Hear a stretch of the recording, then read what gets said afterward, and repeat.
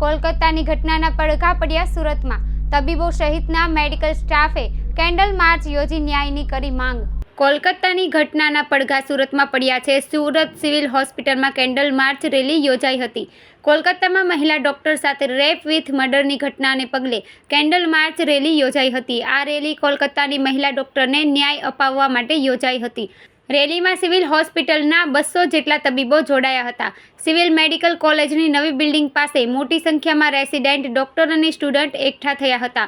કોલકાતામાં મહિલા ટ્રેની તબીબ સાથે બનેલી ઘટનાને લઈને કેન્ડલ માર્ચ યોજી હતી, જેમાં વિવિધ બેનરો સાથે પ્રેસિડેન્ટ ડોક્ટર અને સ્ટુડન્ટ જોડાયા હતા, જેમાં stop no mercy to repeat, save the saviour જેવા બેનરો સાથે મોટી સંખ્યામાં રેસિડેન્ટ ડોક્ટરો અને સ્ટુડન્ટ જોડાયા હતા।